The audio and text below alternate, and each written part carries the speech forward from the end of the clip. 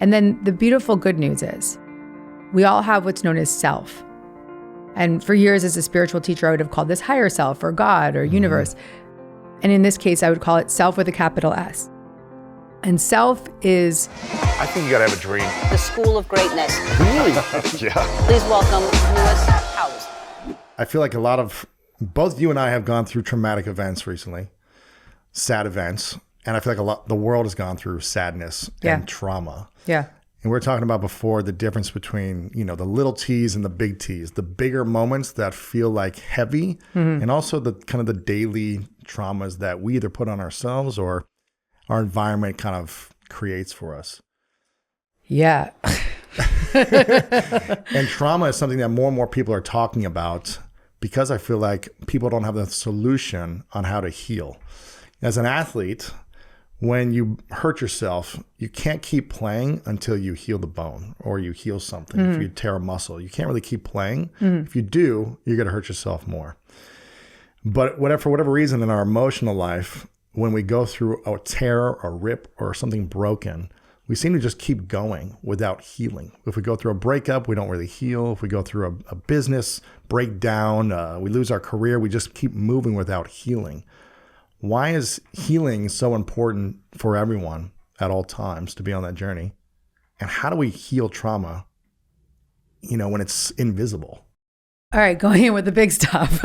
So, and it's all big stuff here. Yeah. And we're ready to go there. You and I have been talking about our own traumatic experiences. And in fact, I want to acknowledge that the first time I really spoke publicly about remembering my own childhood trauma was with you. Yeah. Because you made me feel safe enough to do it. Yeah. Where do I begin? So we run from these impermissible feelings from our past. These are emotional disturbances from our childhood, traumatic events, trauma with a big T, trauma with a small t. A big T trauma is being sexually abused as a child, having some kind of violence, living through a catastrophic event, growing up in an alcoholic home. A small T trauma is being bullied. Yeah. Small T trauma is being told you're stupid by a teacher. Small T trauma could be living and surviving COVID. We've all lived through trauma way before COVID. It's just now more present for us. But the traumatic events from our past are the ones that are so impermissible because inside those experiences, particularly childhood developmental experiences, is the shame, the impermissible rage, the feelings of inadequacy and feelings of being unlovable. And so we build up all these different protection mechanisms around us to avoid ever having to face those impermissible wounds. And those protections could be achievement. They could look good on the outside. That's the scary thing, right? So workaholism can be really praised at times. It can look like alcoholism, it can look like drug addiction, and we just create all these forms of protection around ourselves to never have to go there. But what's happened recently is in COVID and when we've been struck with feelings of not being safe, feelings of being out of control, a lot of our typical coping mechanisms won't work anymore. What are typical coping mechanisms for most people? Typical coping mechanisms: heading to the fridge, overeating, overworking, not working, like numbing out, vegging out, the sofa, a coping mechanism. And I refer to coping mechanisms as protector parts. I am now trained in internal family systems therapy. And so in IFS, we talk about these protectors. And what are they protecting us from? Those exiled child parts, those impermissible parts that we don't want to ever touch, don't want to go into. Protectors are the coping mechanisms, the addictive or non-healthy coping mechanisms. Correct. Let me hear you say. Yeah. Those are called protectors. Totally, exactly. The things that we don't want to go and face. The pain, the and shame, sometimes we don't even know that they're a problem. Right. Like a workaholic may not yet know that that's a problem for them, or codependency. So they're constantly protecting themselves by finding relationship. Or for me, there was the controller. You were in studio with the controller many times, and you also even went as far as to like almost pick up on that at early in our relationship, where you're like, it could be a little easier. You noticed it for me. And and I have one that's called Knives Out. She's not out anymore, but she was like this, like, if you with me, you with death row, like I am done. So were those your two main coping mechanisms, I guess? Well, there was my 25-year-old cocaine addict. And then there was the, another interesting protector part is even spirituality at times, because while it's a beautiful practice to be on a spiritual quest, and it's what I've been writing about for over a decade, we can at times use our spiritual practice to get above the pain. And so give me an example. You're newly sober and you're like in every meditation class and you're doing, your Kundalini yoga and you're getting high on your own supply, right? Yes. Which is excellent. It's much better than drinking. And it's a beautiful pursuit, but it's also another form of protecting what is deeper. And frankly, that spiritual bypassing, as we would call it, is actually a tremendous gift at times because it's too painful to go to those places. Yes. So if spirituality is what you've got, that's way better than the drugs and the alcohol, right? But you're still masking. But it's still another way of masking. It's still another way of getting above what is so uncomfortable to face below. What were the 2 or 3 biggest things that you weren't willing to face for so long? So, for the reasons why you had these, I didn't even know what they were. I got clean and sober at 25 and became extremely fascinated by my spiritual practice and became a spiritual teacher and started writing books on spirituality and personal growth. And then all the while was writing books and on Oprah and, friends with guys like you and, moving my career forward and helping a lot of people and losing it on the inside, just cracking on the inside. And by the time I was 36 years old, this is about probably maybe 6 months before that interview I referenced between you and I was just completely overwhelmed with my reality that I had created. What reality? The extreme success, control. Oh, okay. So I had authored maybe 6 or 7 books. I'd had all this busyness happening. And you remember, I had no team. I had like one virtual assistant running this like business that could have had 20 people at the time. And so I just kept pushing. And all because I was trying to control. I was trying to stay safe. I was trying to stay safe from feelings that I didn't want to feel, but I didn't know that. So I kept looking back saying, why was I a drug addict? Why am I such a workaholic? Why am I codependent? Why am I, why? Until I was 36. Interesting. And had a dream. And in the dream, I remembered I was an adult addressing that I had been sexually abused as a child. In the dream? Yes. And I woke up and I was like, no way, never talking about that again. I had to talk that night. I was like, no, get down.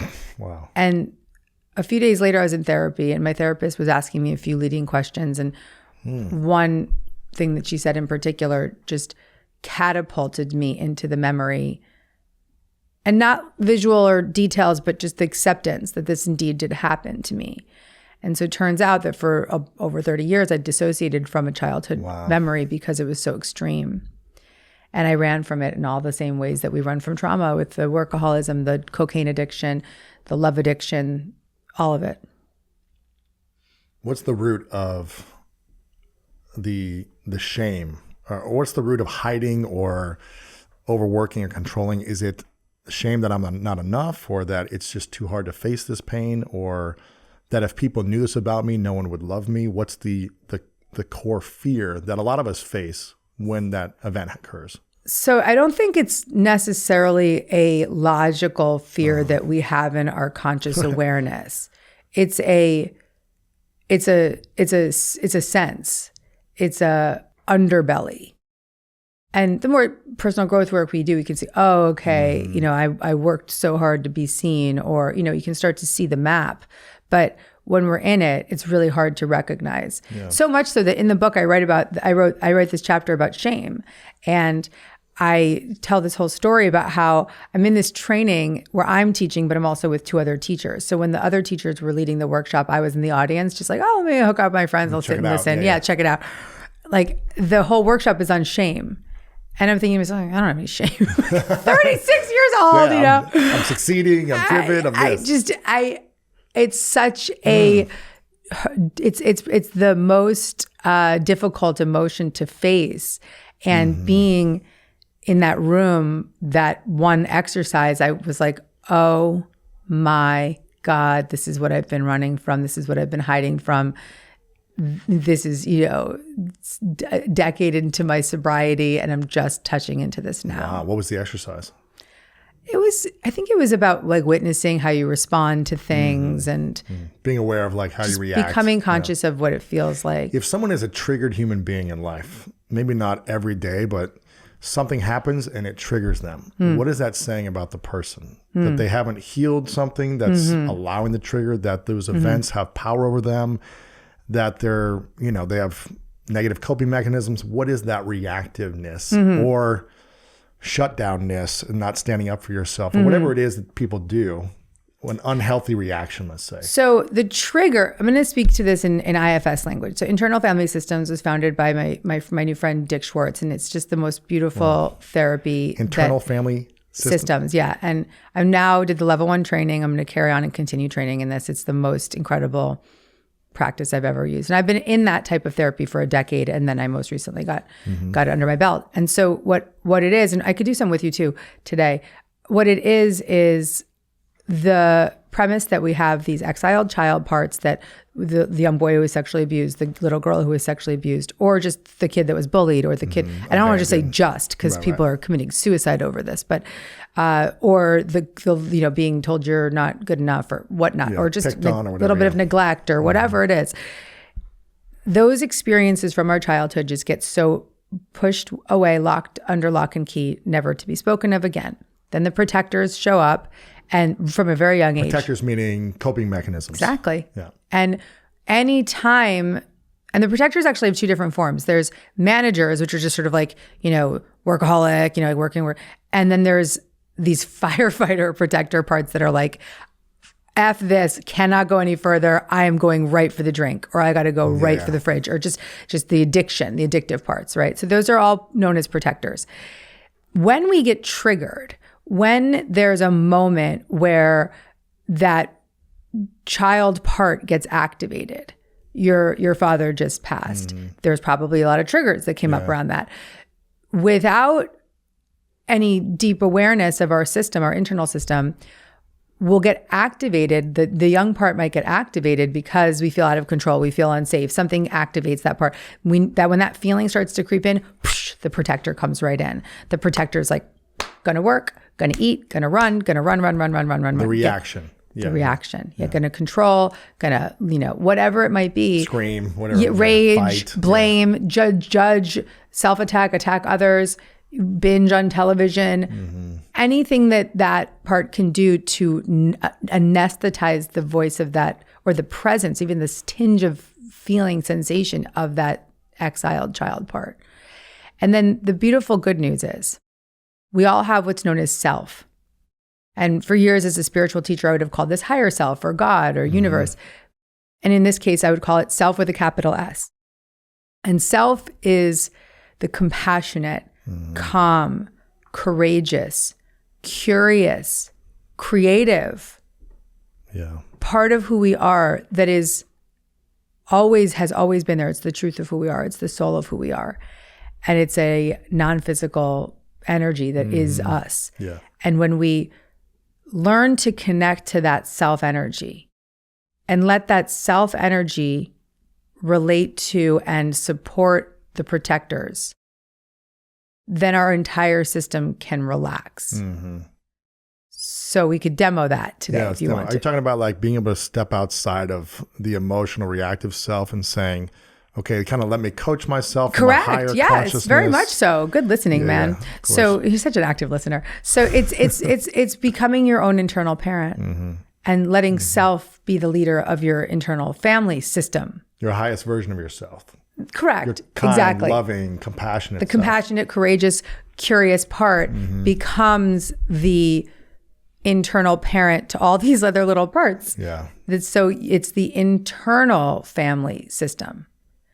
In yourself, That's internal, not correct. your family It has system. nothing to do with your family. Yourself, Your when own you were family. 5, when you were 10, when you were 16, and when you were 30. And your protectors, your exiles, everything all the, about all the the parts. messiness of your so internal you, family. Lewis, are not just Lewis. You are Lewis, the athlete. You're Lewis, the hard worker. You're Lewis, the child who was abused. You're Lewis, the guy who lost his dad. Right. But it's not just these characteristics. It's the personality traits, these different personalities of who you are. So who are some of your protectors? Personalities, right? Tell me who. Yeah, exactly. Multiples. So who are the protectors?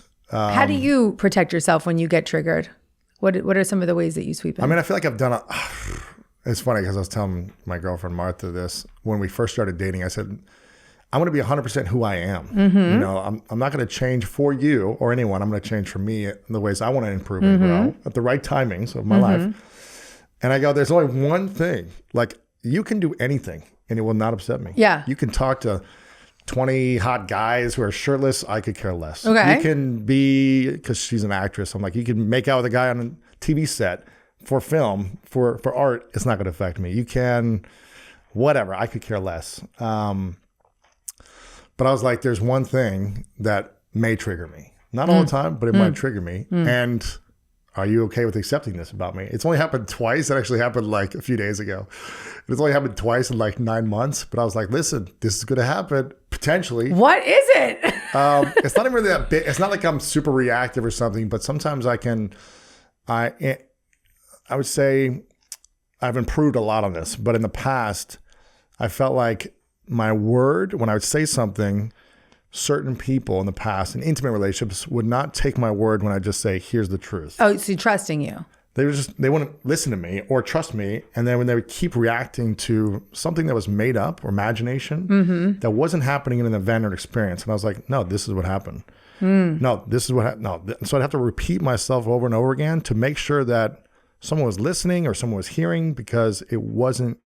So when that happened, when you didn't feel... Like someone would create a false story about something happening. Okay. And they were believing so firmly that was the truth. And I was like, that's not the truth. Don't attack me. You know what's your response in those moments? My response is originally, like, no, this is the truth. But then if it is not believed, then I kind of go in a loop of like saying it over and over again. Okay. Even if someone then, like Martha is now like, okay, I believe you. But then I'll like keep repeating it. So proving yourself or how? It's just like, let's just if someone check in. doesn't feel like, I don't know if it's proving myself. It's just feeling respected for my word. Like, this is the truth.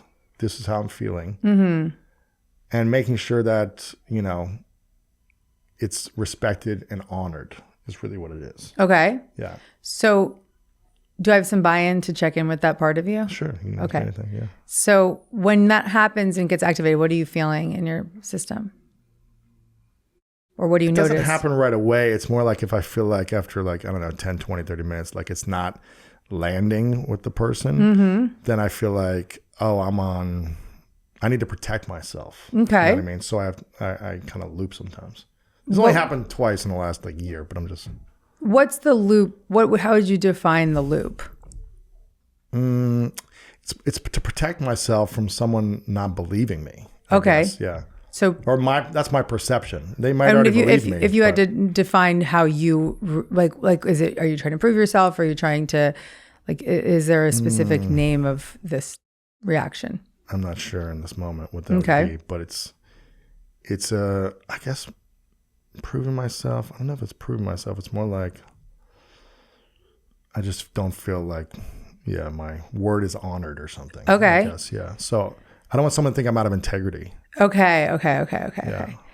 And so what do you notice about that part in your body, in your mind? Is there an image? Maybe even close your eyes if you want to, but just, is there imagery or a sensation physically in your body? It doesn't, if I think about it from the past, because I don't feel like much of a physical reaction now, but in the past, I think I did, where it felt like tension in the heart and like closed throat. Okay. That's what it felt like. Okay. But I feel like I've done a lot of the integrating healing work where I don't feel that. It's more just kind of like a habit still. Okay, cool. Okay, so it's just still coming It's less up. physical and like stressful. It's more like mental now. So it's just being aware of it. And I'm even like, I was even telling you the other night, I was like, I'm aware I'm doing this now. But it doesn't mean I'm going to stop doing it. Like, I'm aware in this moment that I'm in a loop in this moment. Well, let's help that part. Yeah. Let's help that part. Okay, so anything else that the part wants to reveal about, does it have a gender?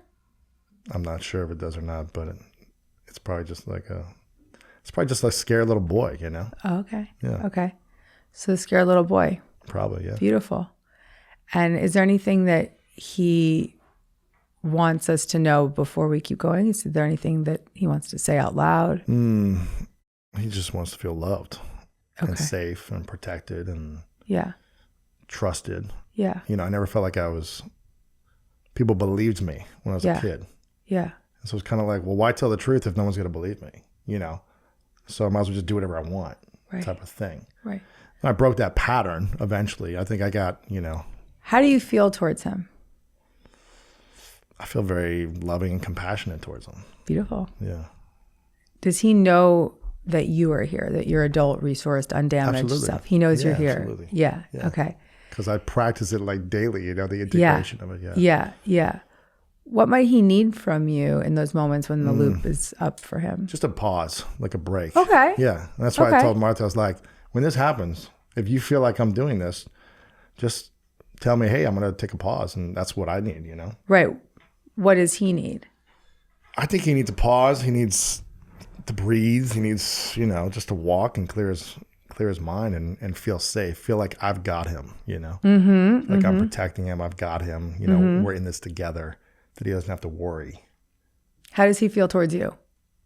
I mean, he feels pretty safe. Yeah. He does feel safe with you. Yeah, of course. He loves you. Yeah. Oh, that's so I nice. mean, I think he's like, wow, you're doing all the emotional work that I wish I could have had the skills or the tools, the ability from a childhood brain development stage that I didn't have those skills. It's like, okay, you're doing the work for me, so I trust we're gonna be okay. Now, if you could, so he wants to go for a walk when he's activated, right? Yeah. Where would you guys walk? Just around the block, it's fine. Around the block? Yeah, Okay. Just a one time around the block, or just sit in some grass and just breathe and look up at a tree. Can you just take a moment to talk a little bit more about where you might want to take him, like a safe place that he could go with you? Well, we just moved into a new place, so I don't know the surroundings of Okay. the parks, but I would just go around the block in a quiet neighborhood. And just, see the dogs walking by with their owners, and just it's peaceful. How close is he to you when you're walking? He's inside of me. He's connected. He's in you. Okay, he's walking with it's you. not like next. I'm not like holding his hand. He's like within me. Oh, beautiful. And is there anything that you want to say to him if you just sort of visualize him in that walk? I would just say you're safe. You're loved. You have nothing to worry about. Even if you feel like someone isn't trusting you or isn't believing you in this moment, I believe in you. So good. And now just one last. It's not a, and maybe, I'm using the example of my girlfriend. It's not that she didn't believe in me or not, but it's like, What just triggered it? yeah, it's just like and maybe she did believe in me, but I just felt like she's not going to if I don't do this or something. So it's more of a 100%. perceived feeling than a actual truth. Yeah. Maybe sometimes or not. Yeah. So now we have this process of retrieval where when you notice that he's there, instead of getting in the loop, as you referred to, which it literally is a neural loop, what if you could take him for a walk? Yeah. That's literally, it's all the last was like, I might just need a pause. We just go take a pause. That's and just right. Take a walk. That's right. Nothing against this conversation. Just, You could literally take him for a walk. Yeah. You could visualize taking him for a walk. yeah. And I do that I do other exercises with the little Lewis inside of me. And, I showed you on my phone, I still have a photo of my 5 or 6 year old self. And so I do practices on a daily basis where I'm just like, I got you. We're in You this clearly together. do. I do it all the time. Because what you have. Okay, so let me tell you what you've got going on, Okay, man. tell You're such a testament to your listeners and viewers of someone who has done such deep transformational work. It's so profound. It almost made me cry. Thanks. You have a direct line of access from self energy, the compassion, courageous, caring, undamaged adult part of you. Right. Has a direct line of access to him, to the little boy.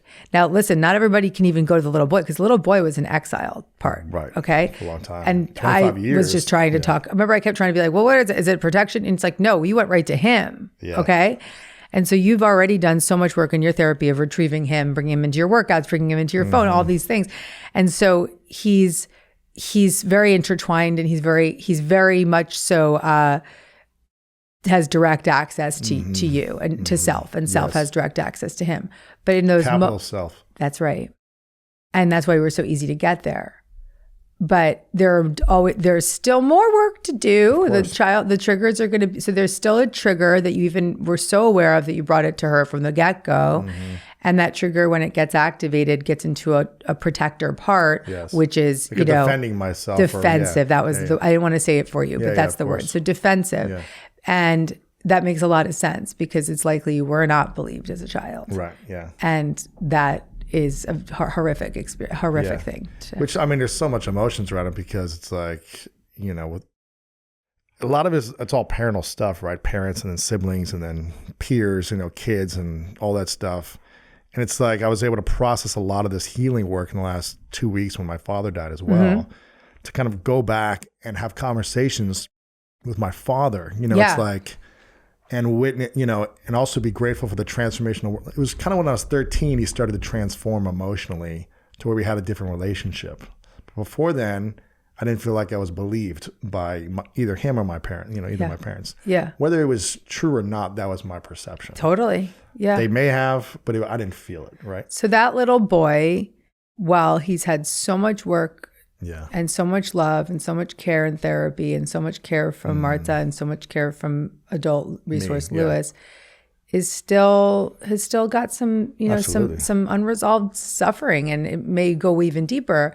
And so for now, just the next step would just be focus on giving him direct access to self. Yeah. Whenever you notice him, get curious. Yeah. Oh, little Lewis, what do you need right now, man? Exactly. How you doing? Like, notice what you notice about him and the physical sensations. Yeah. Ask him if he's aware of your presence. That's good. And then whenever possible, you can remove him from the situation, take him for a walk. When a child is having a moment or a tantrum or feeling really out of control, what we do as conscious parents is we connect and then redirect, as Dan Siegel says. So connect and then redirect. Redirect. Yeah. Not just say go to your room or something, or just be like, I'm going to deal with this and just make Marta believe me. It's actually, hold on, Marta, I'm going to take little Lewis for a walk. And so it's actually unbelievable. She's sitting in the room, everybody. but really it's transformational work. This is the work that my husband and I do. And it's life-changing. When you can start to see each other as your child parts or in a protector part, then her self-compassion, her capital S compassion can be a direct access for you. Absolutely. And that's why I told her early on, I go, she's incredible because she just kind of allows me to, she's very peaceful and calm in those moments. She's like extremely spiritually advanced. And so she's able to just like kind of listen and not like make me wrong or judge me and kind of say, I hear you. I'm here for you. I got you. Like she has a lot of self-energy. So she calms it down. Even if I might go for a few more minutes, she's like, I hear you. I don't know what else to say. I hear you. I've got you. And then I come like, okay, I just need to take a break. And then I can come talk to you again. That honestly is the most she's beautiful not reactive gift. and like saying you are bad or, so it's incredible. She's in her self. She's sitting in the seat of self when you're activated. Yeah. She doesn't get triggered. And it's not always going to be like that. So the most important thing is, and not everybody's going to be a Marta in your life, Luckily, one of the most intimate relationships is her, but there's going to be people at work that may not, or situations where you get, called out online or whatever happens, and you're going to be like, no, they don't believe me.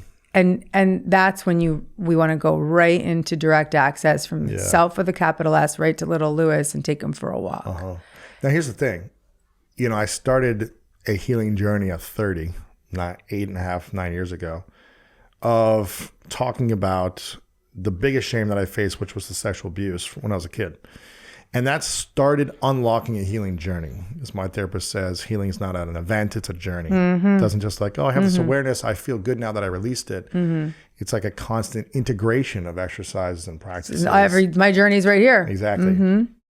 And so I thought I was a lot better. I mean, I thought like, okay, I've figured this out. Because after like 2 years of talking about the abuse with, friends, family, therapists, and then opening up publicly, not that I don't suggest people do it publicly about their shame, but I feel like it was a responsibility for where I was at. I felt like, oh, okay, I can talk about this and it doesn't trigger me, right? But I still hadn't healed things from intimate relationships. Yeah. And so the last year was really doing therapy every week. Yeah. Integrating the lessons, the healing that I was feeling, the tightness in my chest, my throat from intimacy. Yeah. And reconnecting with the little child in that part of my life. 100%. Not just sexual abuse, but now let's talk about relationships, parent stuff, everything else.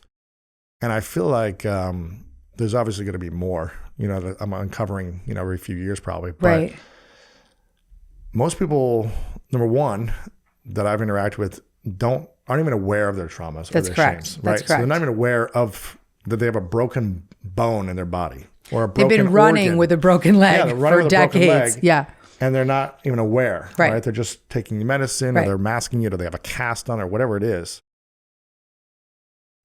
And so I'm constantly doing the practice to be like, what else do I need to be aware of? What else do I need to be aware of? And then I'm holding myself accountable with therapy or friends or, partners or things like that to be like, okay, where are my triggers? How can I keep growing? And then I'm trying to integrate the lessons I learn into a daily practice to heal and hopefully not have any triggers at all. Is the goal is to be triggerless or reactionless. And be more responsive, responding. For those that aren't aware of their emotional traumas, and also those who don't have tools in a healthy way to navigate those, what would be the process, would you say? Let's say, give it a framework. It's for healing trauma. Is there like if you could simplify it, not that you can simplify it, but if it's like there's 4 steps to healing trauma, 3 steps, 1, be aware, 2, like, because it's really hard to do it on your own. So I'm going to read you the chapter titles, okay? Because this is the journey. Yes. This is my journey from recovering from trauma. In that process, I share many, many methods and tools that one can use immediately. And also introduce the therapeutic practices that changed and saved my life. And in introducing those practices, I actually give ways that you can do them in real time so that you can say, oh, this was really soothing for me, or I just listened to Gabby do some IFS with Lewis. I want to look further into IFS. But the journey looks to me like this. And then I think we all have our own individual journeys. But my hope in this book and the intention here is to help the reader, 1, know that they're not alone, and 2, know that there is a guided path from trauma to profound freedom and inner peace. There's no way I would put my face on that cover if I couldn't stand behind that. Right. Okay. So here we go. So the first chapter 1 is become willing to become free. Willing to become free means you can't even open this book if you don't have a desire to want to be free, to want to be free, to look more closely, to even just have a mustard seed of hope that there could be a better way. So how does someone start the willingness process? Well, if they're still listening, they're willing. Okay, good. Yeah, if you have a curiosity, you're willing. If you're here, you're willing. Yeah. And even if you tuned into this episode, you're willing, because I'm sure there'll be trauma somewhere in the title, or or whatever you decide. But it'll be something that's going to be an acknowledgement. Yeah, there's something in that for me. Many, many, many more people are willing these days than ever before. I think that if I'd written this book 5 years ago, I'd have a half the audience that I have now. Right. I mean that. Okay. For this specific content. Chapter 2 is become brave enough to wonder. So in my case, I literally didn't remember and had to be brave enough to wonder what was there. And in other people's cases, they just have to maybe wonder, not that they don't necessarily remember what happened to them, but to wonder what could be behind these triggers.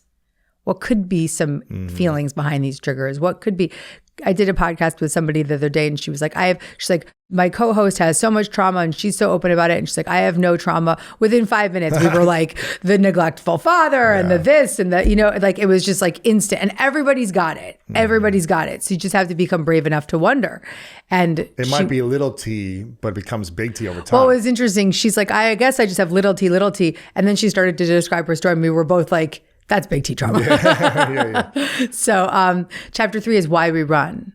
So what is it? What is the reason that we're running? Why are we running? And recognizing, okay, we have this trigger, we have a feeling behind it, we have a reaction to it. And then what could it be? Is it just it's so painful for us to face it? That's why we run most of the time? That's right. It's just so hard for us to mentally, emotionally understand underneath it? all of the unresolved traumas, big T, small t, from our past is the belief system that we are unlovable and inadequate.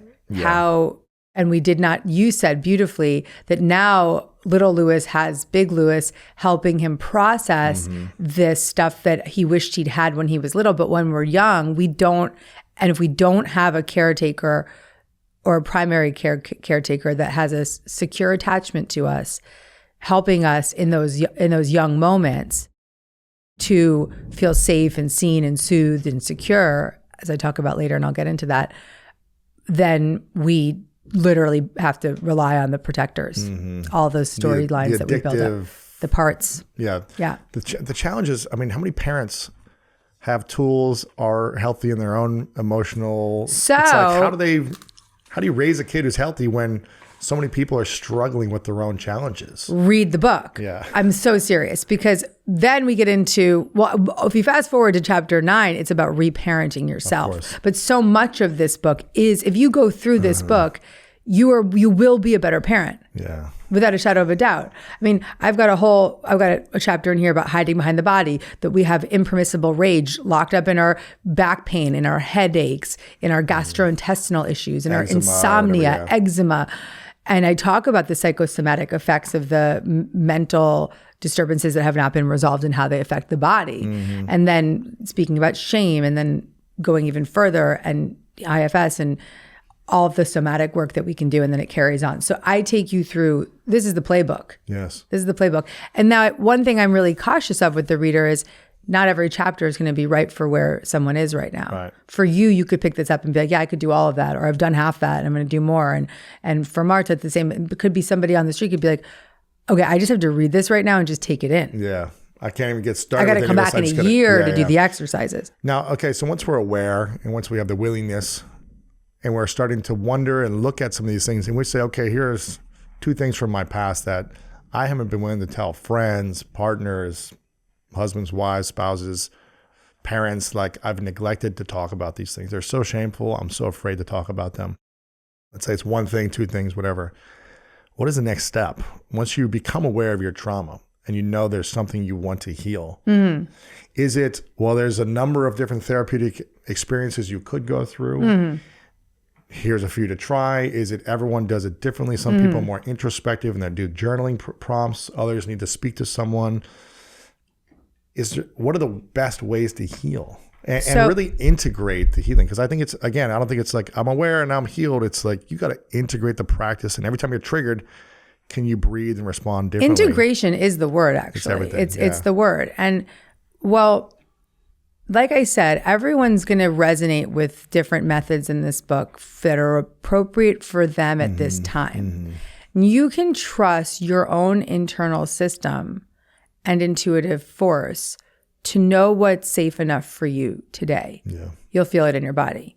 So for me, I wasn't going to be able to do the somatic experiencing, the body-based work until X period, 2 years ago, because that was when I could feel safe enough in my own body and almost back in my body. Like I would just departed my body and I was like back in my human body. What somatic experiences? You mean like just body work or physical? So SE, which is somatic experiencing, I write about in this book, it's invented by Peter Levine, is built on the premise that trauma is the inability to be present. And when we have deep-rooted trauma, yes, it's activated in our thoughts at times, but primarily it's body-based. So we have these triggers that then Store to send... the body. The body keeps the score. Yeah. Correct. Yeah. So they send these messages, these triggers send a message to the brain that says like fight, flight, freeze. And so what happens as a child is whatever you were unable to do, like in my case, let's say I needed to push someone off of me, that became, when I was not able to complete that, that full blown, so fight, flight, and then it froze, right? So if you freeze in time, you're stuck, that energy gets truncated in your system and you become stuck in the neural loop of fight, flight, and then you get stuck, and then fight, flight, it's stuck, and that repetition. And so the beautiful process of somatic experiencing is about no storyline. It's not about what happened, where were you. It's all about the body and going right into the body, going right into the presence of the body and allowing the body to show you what it needs to do to fully reprocess the experience. That's powerful. And so in some cases, it's very slow, right? So it could be like if you wanted to punch somebody, it's like a really, really slow movement. And I give, and this is body-based work, so the practices that I give in that chapter are also things that you can do right now to start to ground your body. So a heart hold, like putting your right hand on your heart and your left hand on your belly. And actually, interestingly, hugging yourself. Try this out. Put your right hand on your heart and your left hand on your belly. How does that feel? It feels good. Okay, switch hands. Left hand. Does that feel better or worse? Different, because I'm used to putting my right hand over my heart. So not as soothing. Not as natural. There you go. Okay. So it's important. I just learned this. I interviewed Dan Siegel and I was doing this and he's like, well, you put the right hand on your heart, but I do the left. And he's like, 70% of people put their right hand on their heart and they feel that safety. And the rest kind of do the left. So you have to check on which side's right for you. Right. But the heart hold or a head hold, these practices are really profound for settling your nervous system. Breathing in for 2 strokes, out 1 long stroke if you're feeling overly anxious and activated. So tapping, EFT, which you've talked about, tapping on the gamut point. So there's a point between your ring finger and your pinky finger. And if you're in that stressed out place and you're getting in the loop, tap, I am safe. And tap and just repeat, I am safe. I am safe. A power pose, like standing like Superman, Superwoman, that can change your nervous system. So these practices are really body-based practices for letting your system settle in the moment. And then, of course, I say in the book, if you want to go further, find a somatic experiencing therapist, and here's how. Yes. And all of the methods that I was guided to for my recovery were all spiritual therapeutic practices. I can say this because I'm not in the clinical space, but I believe that they're all extraordinarily spiritual, the specifics. So EMDR, which is eye movement desensitization and reprocessing, and that's designed, again, to help you reprocess that loop. So once we figure out which therapeutic experiences are best for us, right? 'Cause it's going to be different for each one of us. What would you say, can we fully heal something?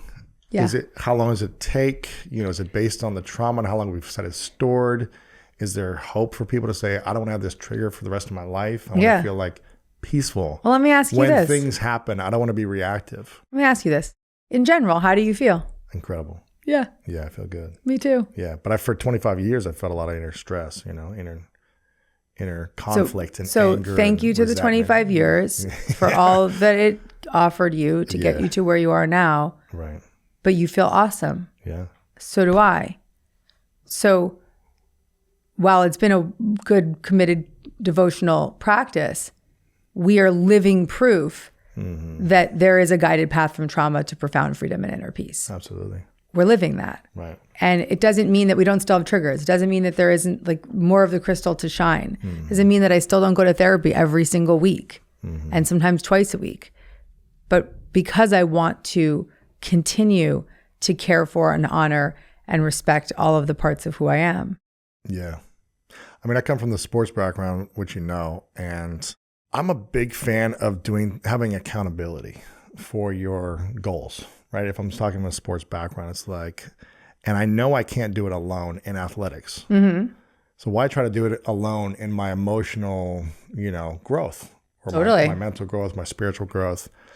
I can do I can go pretty far on my own, but I think it's just good to have the accountability for whatever that looks like for people. I'm not saying they need therapy every week or they need to invest in something, but it's good to have accountability however you find it. I agree. Yeah. I think it's really powerful. It's It's been one of the powerful for me. reasons that the 12-step program works so well. It's because of the fellowship. It's because you have a sponsor. It's because you have meetings. People are looking for you. Where is that person today? Right. Just got a text message check-in. from one of my friends who have been sober. We've been sober for 16 years. He's been sober 17 years.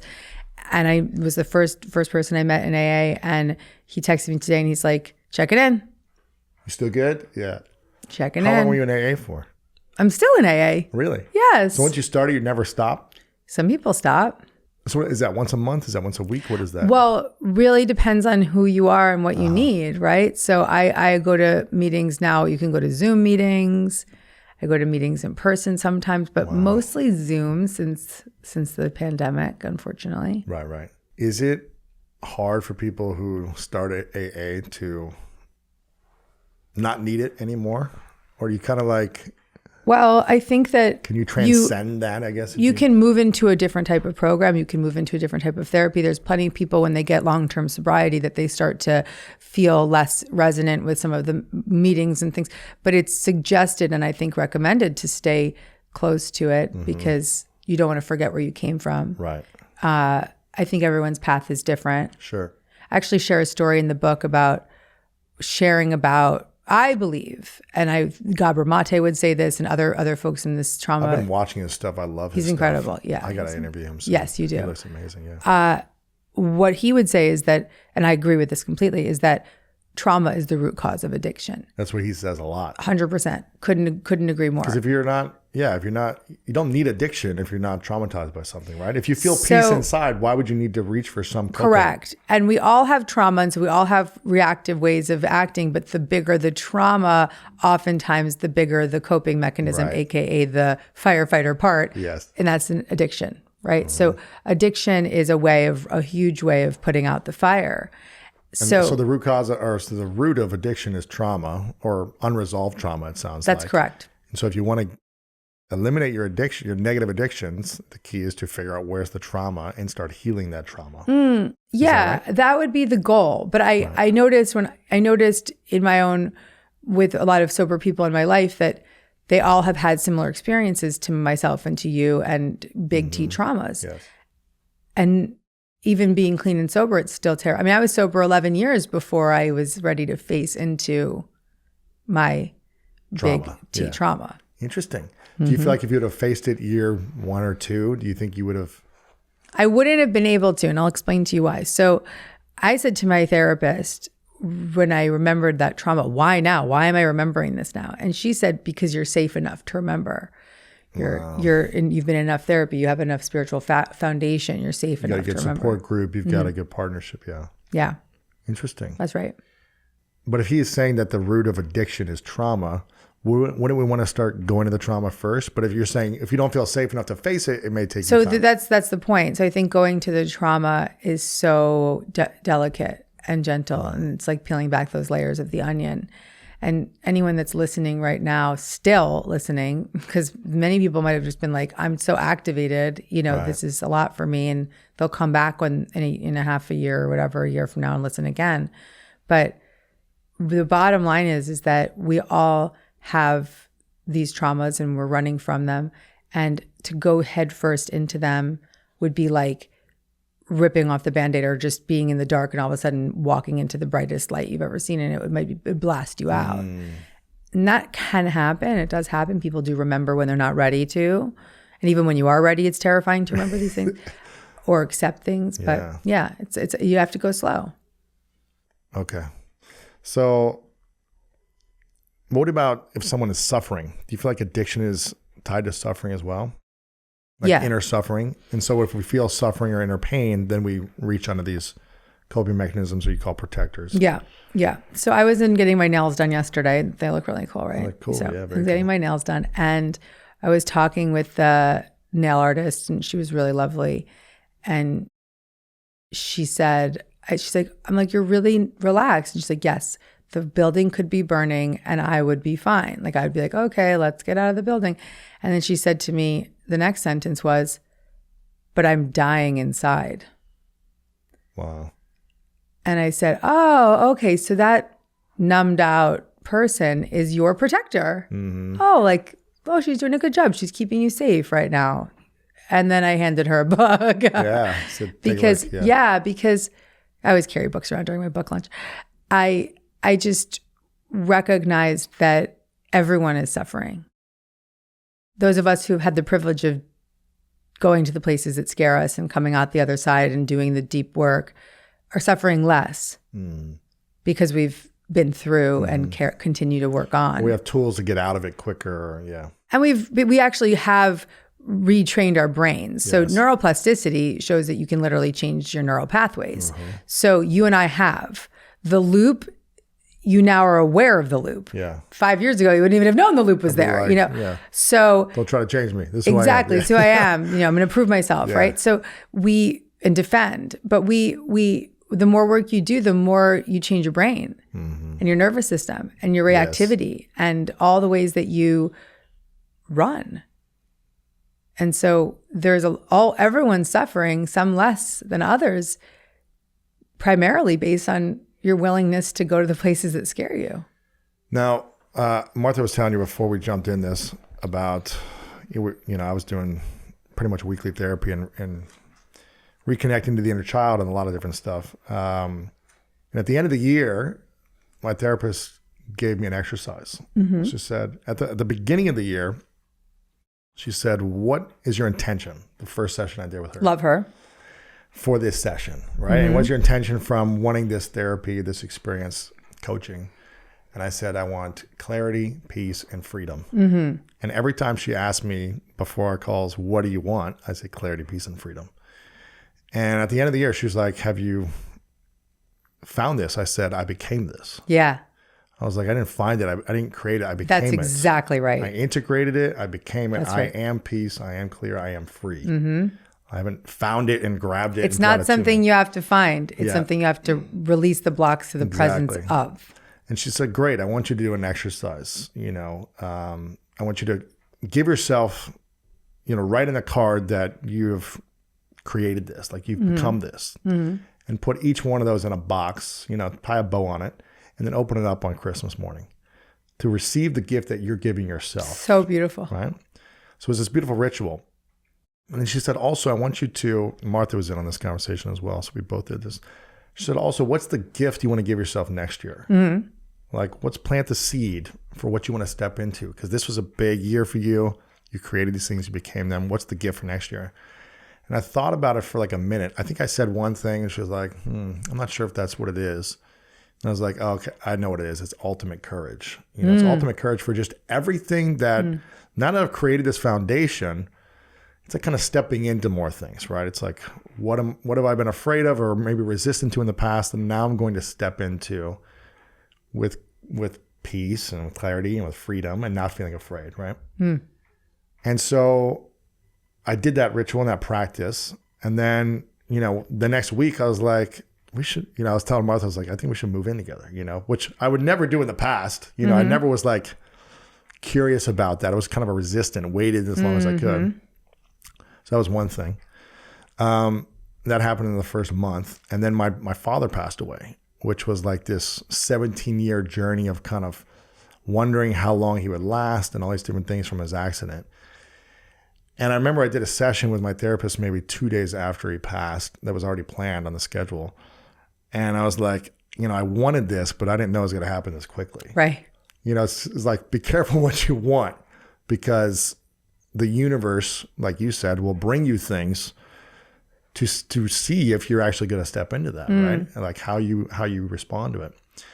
I'm curious based on, and I feel like it's been a beautiful journey, sadness and grief, but also like awareness of the beauty from these experiences, right? My father passing mostly. I'm curious with what happened in your life, losing your child recently. What was that?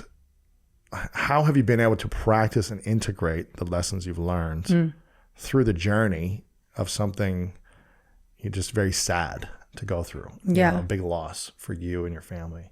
Yeah.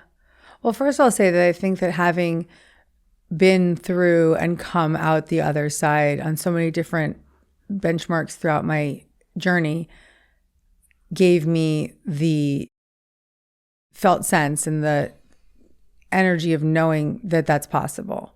To get through it. To get through it, correct. It's just got to be. Yeah. So just for the listener that's not aware, I was pregnant 3.5 months ago. I was 5.5 months pregnant 3 months ago. And I'd worked a year with IVF. And I say worked, it was work. It's daily grind, right? It's a lot. And I did 9 IVF treatments to get one healthy embryo. And we kept saying, all you need is one. All you need is one. Oh my gosh. And my son, Owen was his name, was in my body for 5.5 months until my 20-week scan, when I found out that he was still alive, but he was not growing because my placenta wasn't giving him what he needed. And so I had to do a DNE, which is an abortion pretty much, and have him. Yeah, I mean, that was horrific. Oh. And the days following, well, really it was the lead up that was the most horrific, that I still have a lot of PTSD that I have to work. You mean just the like weight? Carrying a baby in you that's alive. Oh, yeah. gosh. And then once everything was complete and I went home to my 3-year-old, beautiful, amazing son, and I had my little kitten on the way, right? I was like in the hospital, like talking to the cat guy, being like, get me that cat now. And so I came home, and very quickly it was beautiful to witness all my work right there, all my personal growth work and spiritual work right there in place for me, like this soft pillow I landed into. And there was my IFS, and it was like, oh, okay. My girlfriends would be like, why aren't you feeling more things? Shouldn't you just be upset right now? And I was like, no, I have a dissociation part that's doing a beautiful job keeping me safe right now. Yeah. I don't want her to stay there forever, but right now she's doing a great, she's kicking. Okay. So I was checked out for a little bit, and then I would dip into it and check out and dip in, but I was aware of that. I didn't get stuck in that dissociation. And then there was this faith part that is so much stronger than my fear from 20 years of spiritual development. And I just know in my heart that this soul came to me in this way at this time to experience what it's like to be with me and my body, and to feel loved by me. And then that was enough for him. And I have faith that the soul will come back, or can come back in a different form, different than I expected. I've always believed that we have spirit babies, and our spirit babies choose to come into our life at the divine time for them and for us. And sometimes they come to teach us lessons, and sometimes they come to just experience the love in our system, or to experience what it's like to be in a body. Right. And then they want to go. And I'm glad that I could facilitate that for him. And I asked him for a sign, which was a blue butterfly, to show me he's around. And the first thing I saw when I walked in the door was Marta's phone screen is a blue butterfly. Oh my gosh. And there's blue butterflies all in my life everywhere. So that's, my goodness. Yeah, that's my sign for my son. And I do believe that an angel incarnated into my kitten, because that really helps. And having my profound child, Oliver, who's, holding me, just providing me with the most incredible opportunities every single day to just be the best version of myself for him. Where do you feel like you're at in the process? Do you feel like you're, Well, it was interesting. For decades, I've had this experience of counseling women and men, but particularly women, through this type of grief.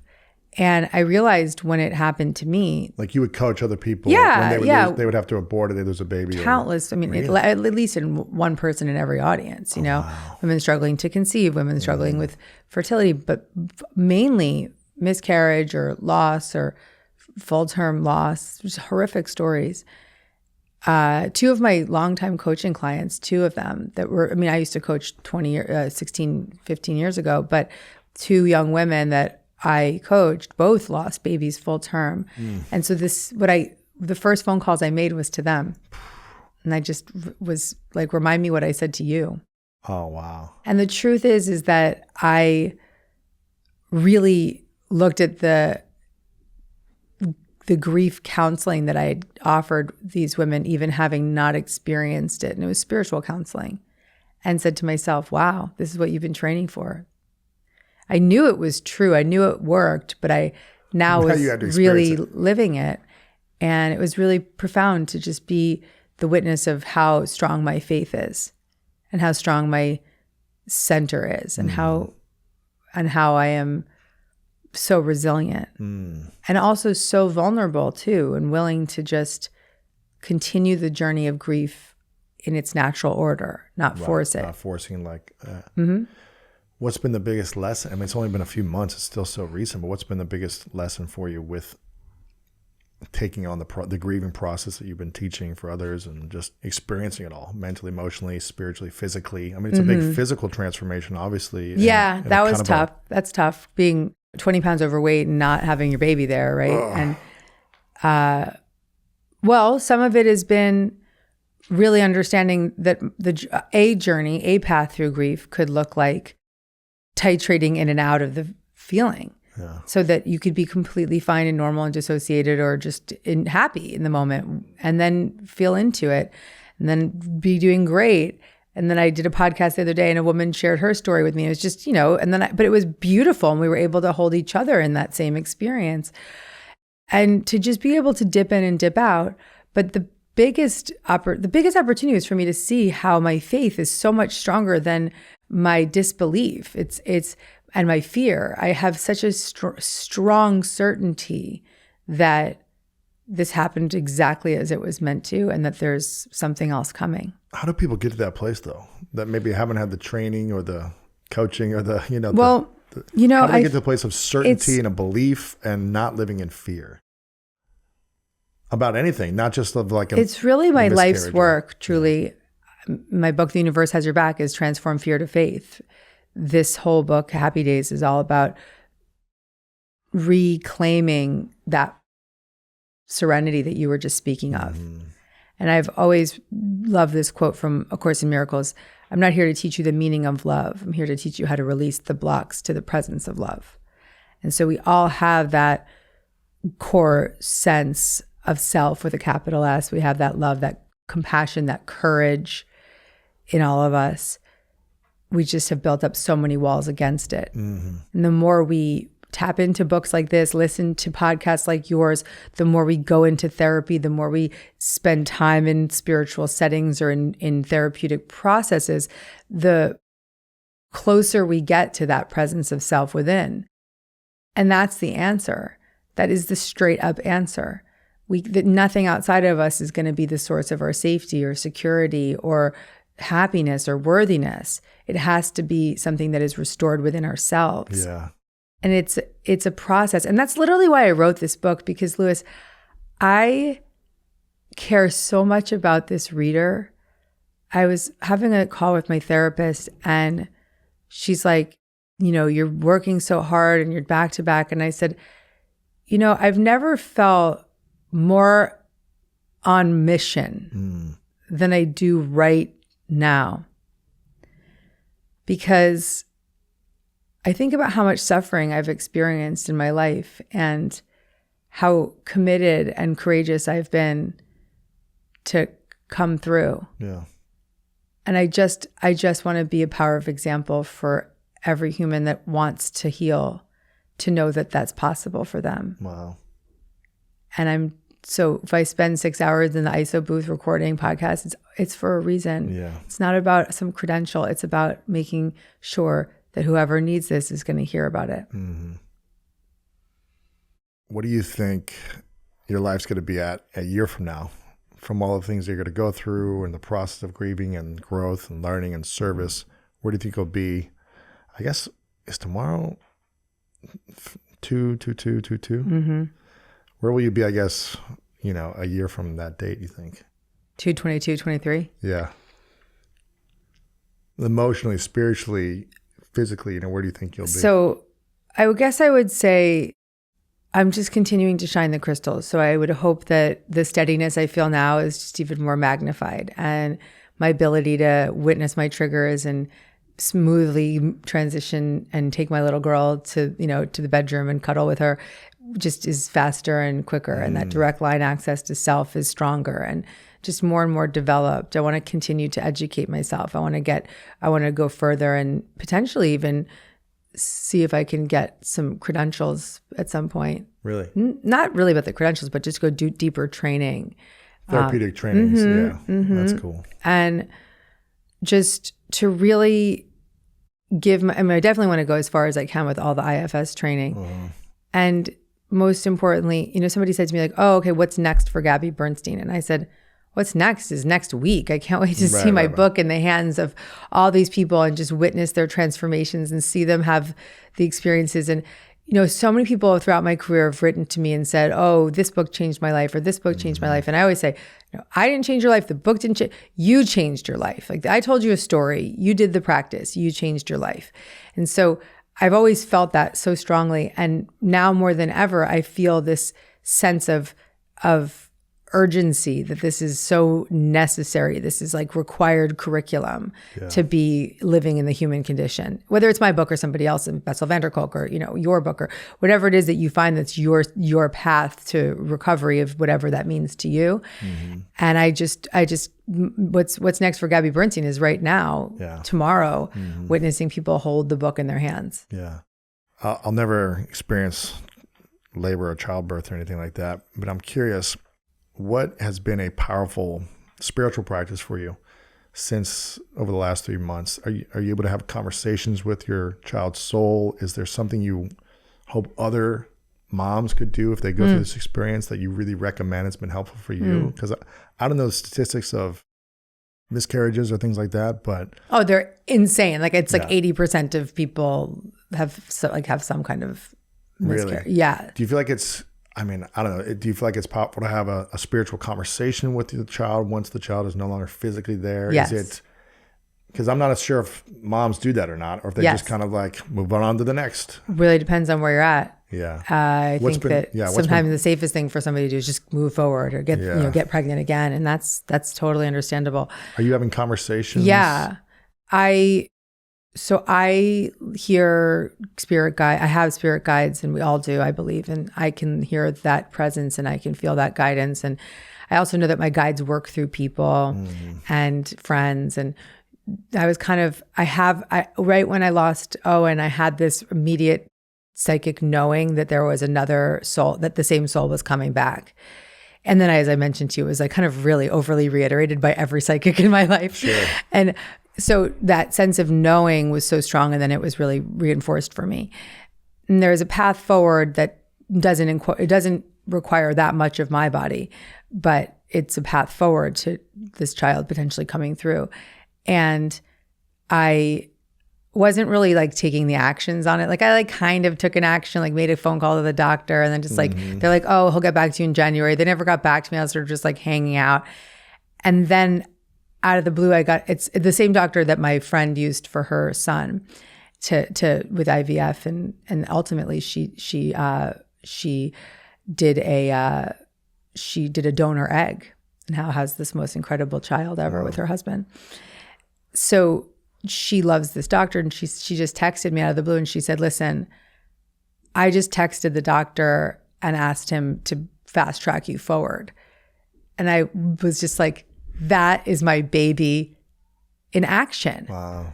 I was not sure. I was overwhelmed. I was feeling, should I do this? Do I want to do, like it was just a lot to go through. And so then God will do for you what you cannot do for yourself. And God works through people, and my spirit baby works through people. And he was like, Jamie, knock, knock, knock, get this going. Wow. And she said, yeah, no, I know. Wow. Well, one of my triggers is I laugh when things are really sad. Yeah, no, dark. I do the same thing. Like, I do the same it's thing. not laughing at stuff. I'm just like, this is heavy stuff. But I think it's important for us to all look at it, because heavy things are going to happen to all of us. We're not getting out of here alive. No one's getting out alive. Yeah. Like there are things, just sad things are going to happen. And I think it's to prepare ourselves for staying peaceful. That's a nice point, right? So it's like let's say you're not having an acute crisis. Someone with an acute crisis right now is like, that's my book. I want to read that book right now. Someone that's just like, oh, like I'm doing some things I don't like to do. Read the book now, because Prepare yourself. It's setting the foundation for a steadier system and the resilience. It's creating a life of resilience. Absolutely. So that no matter what you face, whatever it might be, you can really be present and move through things with grace. Absolutely. Grieve with grace, and the thing I really want to mention, Louis, is that while we talked about such deep stuff, and we only go to big talk here with you, and it may feel like, oh, that's a lot. You can have a lot of fun along the way. Right. And you and I can both really speak to that. We've done the past 20 years, 25 years, we've been working on ourselves really diligently with a lot of devotion, but we've had a lot of fun along the way. Absolutely. And we've had so many miracles. And someone once said to me, how do I live a miraculous life? I just said, add up the miracle moments. And so all those miraculous moments of relief, when you add them up, become a life of relief. Yeah. And here's what I want to ask a couple more things, and we'll finish up here in a second.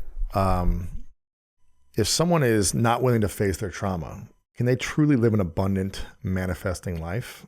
If there's stored traumas, good question. There's defensive guards, or you're able to accomplish, accumulate, achieve, but still feel a lack of inner peace if you're not willing to do the deeper work. That's correct.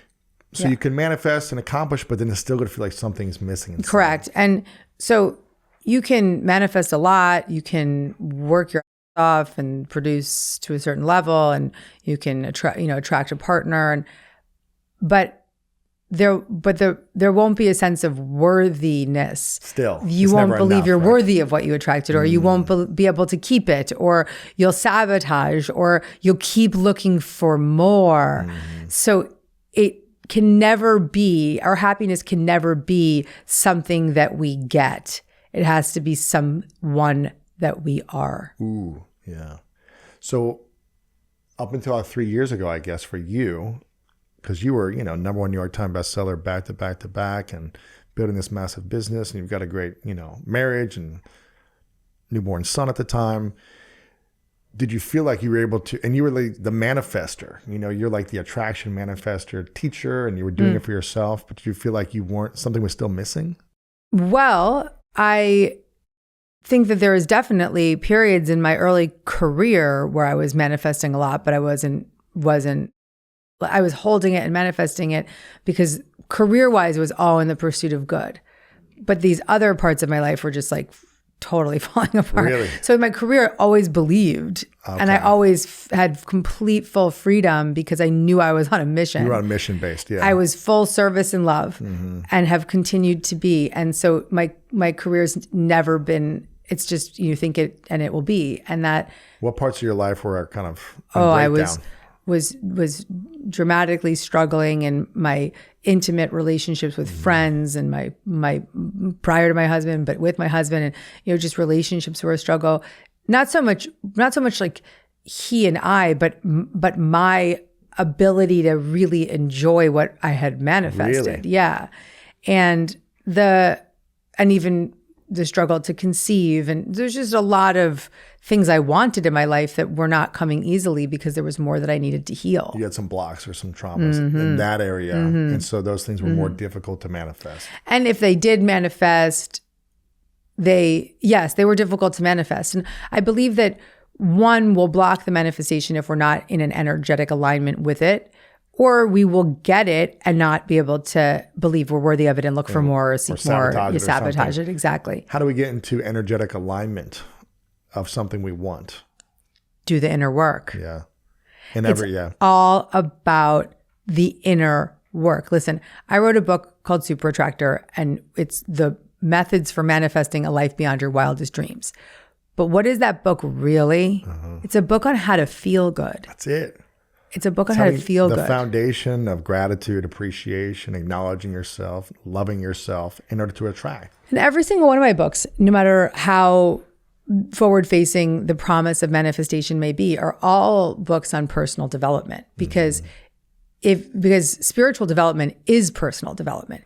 The closer we get to that self energy, the more spiritual we are, because we start to be able to dissolve all boundaries with the presence of that spiritual self energy. Yeah.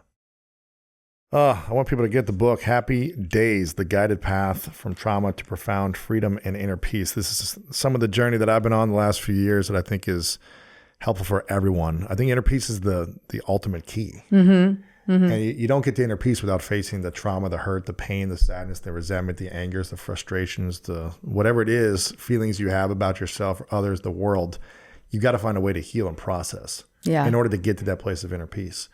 And I think that is the game we should all be on, figuring out how to find inner freedom, inner peace, no matter what circumstances are happening on the outside, because they're going to keep happening. I find it fascinating that your therapist said, what are the gifts that you want to receive? And two of them were peace and freedom. Yeah. And clarity was the other That one. was my mantra as well. Yeah, peace and freedom, because I didn't feel peace. I felt peace and freedom in certain areas of my life, but not in intimacy. And so it was, how do I get, why? And I'm the common denominator of all these relationships breaking down in some way and choosing in a certain way. And attracting a certain type of person. Exactly. So I don't blame anyone else. I take responsibility of me being the one at the center of all those choices. And all that beautiful 25 years of work Yeah. has gotten you to a place of just profound grace. Yeah. And look what you attract. I know. It happened fast too. I remember when we did the interview with you, you were like, Lewis, now you're like the most eligible I was like, bachelor or Lewis, the something. most eligible. He's like, about that, I'm actually dating someone now, but yeah. That was your outing moment. Yeah. Well, I'm super grateful for you. I appreciate you. I think this book is very needed. So I want everyone to get a copy for yourself and a friend. Happy Days are here and are coming if you're willing to do the work. That's what it is. It's willing to do the work. Do you want to know why I named it Happy Days? Sure. So when I was a kid, we would sit around the table and raise our glass. And instead of saying cheers, my family would say Happy Days. And in retrospect, I really wasn't happy then. And now, sitting here with you, with our lights, camera, days. action, I am happy, truly, truly happy. That's good. And living happy days. That's Happy beautiful. days. It's beautiful. It's beautiful. I want to acknowledge you, Gabby, for the constant work. I think I've known you for 12 years. I remember a time when you were dating your husband now, but you guys were dating. I saw you. I think I'd met you once before, but I saw you. I think it was off of Houston in like Lower East Side. That's Soho where I live. area. Yep. There was like some music event, and you were in the stairwell, and I saw you. You probably don't remember this, but you were with your husband, your boyfriend at the time. And I was going through all my own stuff. You were going through stuff, and I was just like, I remember it was like, I really hope a lot of good things happen to this person. Oh, wow. Because I knew you were doing so much good work then. This must have been 2010, like 12 years ago. So I've known you for at least 12 years, and it's been a beautiful journey to, you've been so helpful for me and supportive of my growth and there for me in a lot of ways, emotionally and spiritually, and just, I wish we could spend more time together, but whenever we catch up, it's always beautiful. So I acknowledge you for constantly doing the work, because you've been teaching this stuff for so long, but going through what you've gone through, I don't even know what that feels like. And so I acknowledge you for the challenges you've had to face, the loss, the sadness, but also the profound wisdom and grace that has come from the adversities, and your willingness and ability to keep teaching in a graceful way, which I think is really challenging when we go through hard times. Yeah. So I acknowledge you for constantly showing up. It's beautiful. Right back at you. Yeah, I appreciate you. I've asked you these last two questions a few times, but I'm curious where you're at now. So this is called the 3 truths. If you could only share 3 lessons with the world and all of your work was gone for whatever reason, all your books were eliminated, and this was your last day on earth, and you could only share 3 lessons with the world, this is all we would have to remember your information. What would those 3 truths be for you? Everything you're looking for, you have. Trust in the presence of love and courage and grace within yourself, and focus on the good stuff. Yeah, of course. Don't sweat the small stuff. I know, the book is so powerful. Final question. What's your definition of greatness? Freedom and inner peace. Yes. Gabby Bernstein, thank you so much. If you got value from that, then go ahead and stick around for more coming up right now. How do we get back into manifestation mode when we have zero control in our life?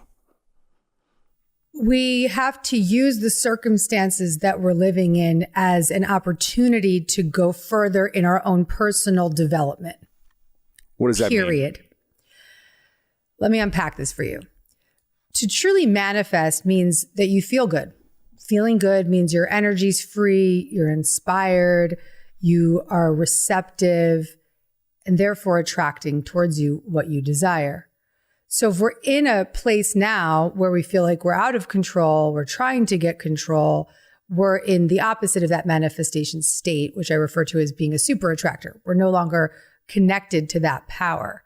So the way back to that power is to put our personal growth first, to get back, not go out and try to force anything or do anything out there to find control, but to turn inward, to go deeper and identify what's unresolved, work out what needs to be healed, bring forth to the surface the truth of what's up so that we can show up for it, and get back to a baseline of feeling safe, a baseline of feeling joy, a baseline of connection. Rather than thinking that I have to go get control over something, we have to return to who we are. And it's a lot of language, but I can further that too. And what happens when we try to control our environments on the outer world, people on the outer world, schedule, food, working out, whatever it may be, when we try to control everything on the outside, but we're constantly in trigger mode. Things affect us so deeply, what's happening on the outside internally. Will that give us a sense of control if we have everything under control, but we're still triggered by everything? So when we're triggered, we try to find control because it's a way of staying safe. Being triggered in any form is really just an activation of a sense of being unsafe. Mm-hmm. So what we're going to do in that moment is go try to control our relationship or go try to control our food or go do something to feel safe. And that also can come in the form of addictive behavior like overeating or drinking too much to anesthetize and numb out that feeling of being unsafe, that feeling of being activated and triggered in a wound, in a place of fear ultimately. So what we want to really begin to recognize is the reasons that we get triggered, and then find tools, self-soothing tools, self-help methods, breath practices for self-regulation, regulating our own nervous system, our energy, our field in those moments so that we don't live from trigger to trigger to trigger to trigger to trigger. During COVID, man, I mean, the whole world has been triggered. So we've been in this constant state of hyper arousal, fight, flight, freeze, reactivity. And I said very early on, I said this in March of 2020, there's two ways you can show up for this. You can numb out and drink and use and anesthetize yourself in whatever way you do, or you can show up. And when I say show up for yourself, show up for the unresolved parts of yourself, show up for the painful stuff, show up in your therapy, show up on a show like this, show up in a self-help book, show up through a 30-day contemplative practice, whatever it is that you are guided to actually take action with it. So we had two choices, and we still have that choice. Even if it's been a year of numbing out, you can choose again right now. Yeah. What's been the biggest internal trigger for you that still affects you today that you haven't fully gotten over the hump? Mm-hmm. Or do you feel like you've kind of mastered that part of your life? I am in the mastery process, but I think that I will be for the rest of my life in mastery. But I'm really, really, a year ago today, I was in a much more triggered state than I am fast forward 12 months, a little more, because like everyone else, COVID activated unresolved parts of me, feelings of feeling out of control. That's a big one for me. Like you said, feeling out of control, feeling unsafe, feeling not cared for, feeling like I have to do everything. So while I've spent the year really, really like in full blown recovery mode, like saying, hey, I see this head on, you know what hit the fan. Mm-hmm.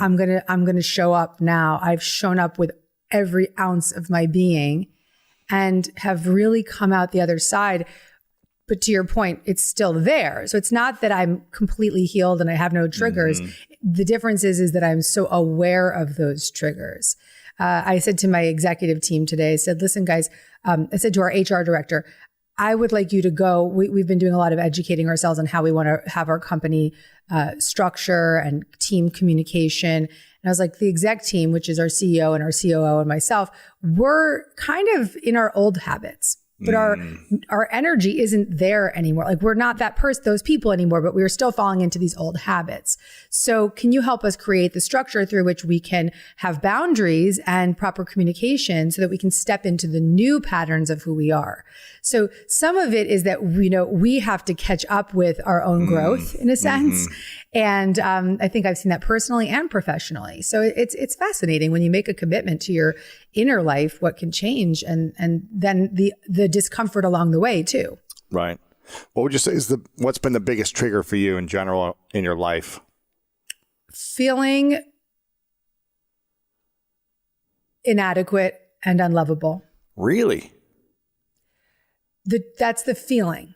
Okay. What triggers that feeling is feeling out of control, feeling like people aren't showing up for me. Because the thing, and when people don't show up for you, or you don't feel like they're showing up for you the way that you want them to, I feel inadequate and unlovable. Like, I'm interesting. Wrong. Even though they might be showing up for you fully in their capacity, if you don't feel it a certain way, I have to do everything. No one can take care of me. Wow, man, I'm sure a lot of people can relate to that. Mm-hmm. So how do you learn to overcome that on a daily basis when that's been so embedded for so long? One of the tools I've been using and studying, and I plan to get trained in, is IFS therapy, internal family systems, founded by a new friend of mine called Dick Schwartz, who I will introduce you to because I'd like for you to have him on the show. I'm his new pro bono publicist, but he's truly an amazing man, and he's created a system that is one of the most profound therapeutic systems for any human, but especially those of us who have had trauma. And the internal family system, simply put, is the belief system that we have many different parts of who we are. And we have these protector parts that protect these inner child parts, like that he refers to as exiles. And so the inner child part is I'm inadequate, I'm unlovable. And the protector part is whenever that inadequacy or that fear of not being good enough or not being cared for shows up, the protector part is I'm going to control everything around me. So that's the part I call the controller, right? Mm-hmm. Another one of my protector parts is knives out, right? So that's the part of me that's like, if you mess with me, the knives are out. Don't right. Right. And another protector part could be for somebody, even numbing out could be a protector part, right? Or drinking or addiction can be an extreme protector part. So there's no bad parts, as Dick says, but the work is to really get to a deep connection with is what IFS refers to as self energy. Self could be considered, in my words, source, inner guidance system, the universe, God, the part of you, the all-knowing, loving, caring, parental part of you, really, the part of you that can care for those more extreme parts. Does that make sense? Absolutely, yeah. Yeah, it's a pretty dense idea, and it's quite the opposite of what we've been brought up to believe in. But I'm very clear that one of my intentions, because I've been practicing IFS for 8 years with my therapist, and it has had a profound impact on my well-being and my experience of other humans and my ability to witness people with compassion, even people who are really in bad ways, or people who have done harmful things, but to see them with compassion because I can see them in all of their parts. Right. And when someone's being aggressive or angry or in knives out mode or addiction mode, when you can see it in yourself, you can see it in other people. And when you can have That's right. compassion in yourself and the way you've been now or in the past, then you can start to look at other people and say, well, I don't agree with this, but I'm not going to scream at them and yell at them or get angry at them, but I can have compassion and learn to communicate in a way that they could connect with and resonate in this moment. I love that you just nailed that so perfectly, which is what is your gift, because you just said when you see it in yourself, you can see it in other people. Yeah. That is such an important point to make, because when we start to do our own personal growth work, one of the greatest benefits, one of the greatest gifts is that we start to have a greater sense of compassion for others because we recognize that we're all suffering. Wow, if I can suffer that much, then I can't imagine what that person's going through. We are all in this together. Mm-hmm. Judgment's been something that I've been working with a lot with myself and other people, especially during the last year where politics and cancel culture and right and wrong communication is constantly being talked about on social media. And I've constantly tried to check myself and say, okay, I don't agree with this, but I don't need to judge this person for their beliefs or where they're at. And when I come from a place of non-judgment when what's happening in the world, I feel more at peace. When I'm judging, I feel lower sense of energy. I feel, angry. I fixate on something like a dog trying to get a bone, as opposed to thinking more abundant and thinking about my vision. I'm focused more on like right and wrong. I love your book about judgment, having a detox from judgment, and I'm curious, where do you still judge the most today in your life, whether it be with yourself, the world, your environment? Where's today prevalent for you, even though you're the expert in this? Sometimes the people that write the things that they need the most. So what's the part that's for you? Oh yeah, man. Listen, I wrote a book called Judgment Detox. It's very brave to put your face on the cover of a book with that title, because, whenever I'm caught out judging a friend or they look at me like, isn't that the girl that wrote Judgment Detox? Right? Like, oh, what the hell is she saying? Just yesterday, I was faced with a very big moment of, is this my opportunity to be radically honest, because I'm trying to practice radical honesty and non-judgmental at the same time. But how can I be non-judgmental in my assessment of this radical honest moment? That's tricky. It was, because the friend that I was in this dialogue with she's like, I just feel so judged by you. And in my head, I'm like, and my radical honesty part said, I am really judging you, but this is why. And when I got into the why is backed with data. The why is backed with concern for others. The why is backed with overarching care for the world. So I felt really grounded in the why. And when you practice radical honesty and you tell someone the truth, the biggest way that it is the most effective is to say it from a non-judgmental place. To say, so how could you cue that up? If you don't like something about your partner or your family member, a friend, a coworker, what can you say to them in a non-judgmental way, but radical honesty? Yeah. Here's how I would have liked to have said it to her. I was still heated when I said it, so it came out as judgment. She wasn't wrong about that. But I would have liked to have said to her, by the way, I want you to see the slippers that I'm wearing right now. I love it. I love that. Party on the top, slippers on the bottom. So I would have liked to have said to her, I have no intention of changing you. I welcome you to tell me whatever it is that you need to say. I just want to be able to tell you the truth first, and then you have every right to tell me exactly how you feel. I want to be honest with you so that I don't hold on to it, and so that we can clear the air. And it's important for me to let you know my opinion about this matter. So here it is. And then when expressing it, speak about it honestly. And then using nonviolent communication, which would really imply I'm noticing this. It makes me feel this way. I think a resolution could be this. How about that? Yeah. And just coming at it from a place of human to human connection rather than trigger to trigger. Mm-hmm. So if I could do it over, I would have done it that way. Maybe she'll watch this. Exactly. I'll send it to her. And why do you think most people are blocking themselves in general from having what they want, whether it be the relationship or the financial abundance or the peace that they want, internal peace? What's the main blocker? Is it judgment? Is it anger and frustration? Is it their childhood traumas? What's the main thing? It's all of the above, but the root cause of our blocks is unresolved programmed belief systems about ourselves that we repurpose and replay and project onto the future every single waking moment of the day in every area. When I say every area, there may be some areas of your life where that belief system doesn't have a hold on you. Whereas, let's say maybe your finances are flowing, everything's cool, you do great at work, but in your relationships, you're just blocked, like it's just constant. So these unresolved areas have a root cause condition that have tentacles, and it can be in all areas, or it can be in some areas, or it can be in a specific area.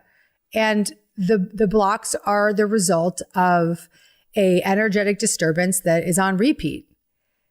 The way out of that, the way to get unstuck, is to change our internal nervous system, our belief systems, and all the energy that's wrapped up around that. That's not easy. Yeah, you're going to say, how do you do that? Well, I mean, say someone listening is 30, 40, 50 years old and they've had a belief for that, for decades of their life.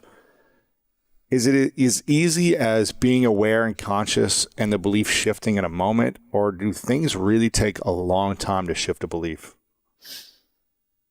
I think I believe in quantum shifts, but I do believe that quantum shifts often come with a lot of practice and recovery behind Yeah, it's them. like you spend years of working on it, and then all of a sudden it works. It was funny. When I was talking to Dick Schwartz, the founder of IFS, I said to him, Dick, it feels like it's been 10 years of hard work for overnight relationship to self, And he's like, yeah, I've heard that before, because that there was this, I had been in IFS therapy for 8 years. And then all of a sudden one day it clicked.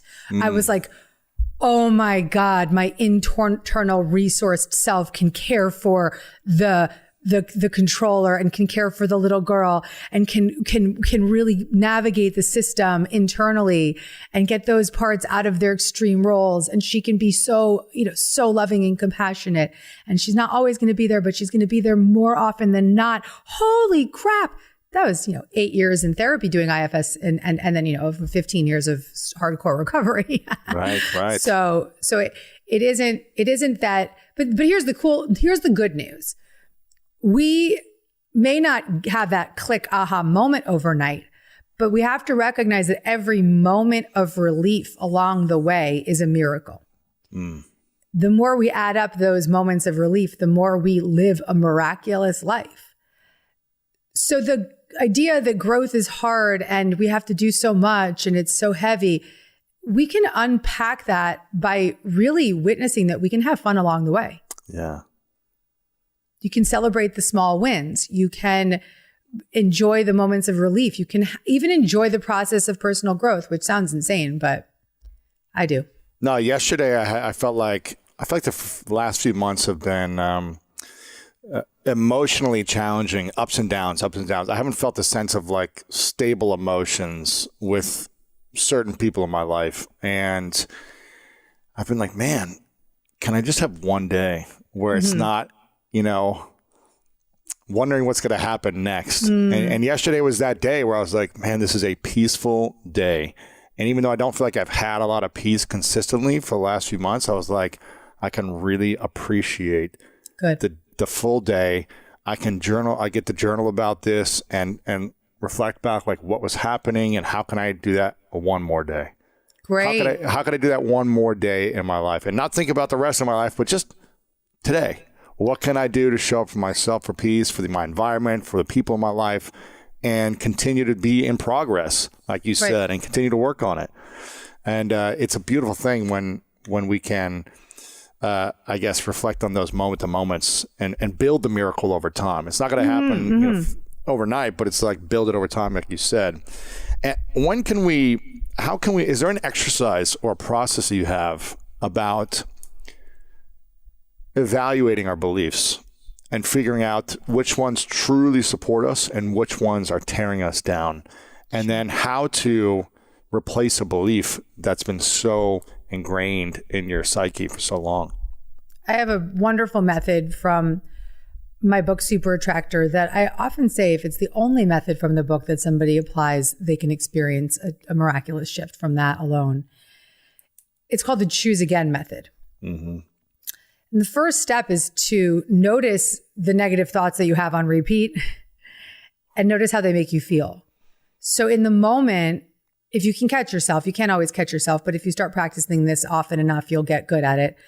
Notice, oh, there's that thought again. Oh my God. And how is it making me feel? Step one, making me feel tight in my chest. It's making me feel anxious. It's making me feel like I want to go punch the wall. It's making me feel XYZ. So you can even write it down. You can just think about it.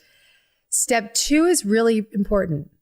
It's to forgive yourself for having the thought. Mm-hmm. When you forgive yourself for having that thought, what happens is that you no longer identify with it. You just see it as a thought that you keep thinking. You just see it, oh, there's that freaking thought again. So it's not, this is my thought. This is a thought that I'm thinking in the moment. Yeah. It's just that thought that I've thought again and again. There it is. There's that thought again. I'm not good enough. There's that thought again. I'm bad. There's that thought again. No one loves me. There's that thought again. I can't handle this. Oh, it's just there again. Right? Mm-hmm. Just notice the thought. Oh, forgive the thought. Forgive yourself for having the thought. And what happened? Abraham Hicks says that a belief is just a thought that you keep thinking. When you forgive yourself for having the thought, you no longer believe that that thought is you. You see it as a thought that you keep thinking. The third step is the fun part. That's when you can choose again, where you can reach for the next best feeling thought. So in the moment, you would reach for the next best feeling thought being something that you believe in. So I always use the example, if your thought is I'm broke, I don't want you to choose again with I'm a millionaire, because the ego part of you, the fear part of you is going to be like, yeah, freaking right. Nice try. Right. You want to reach for the thought of I have that job interview next week and I'm excited about it. I have LinkedIn, which is an incredible resource. I can reach out to that friend who knows so-and-so. I have the skill set that I am really proud of. I have this education behind me. I have this resume. Whatever it is that you can lean into, that you believe in, that empowers you, that makes you feel good. And once you start to get into a momentum with feeling better, you reach for more. You really get to see that, oh my gosh, it's super easy to create anything I want. Like really so easy, because if we have a belief it's hard, then it's going to be hard, and so it has everything to do with our mind and what we believe. And so if we believe a thought, it will manifest.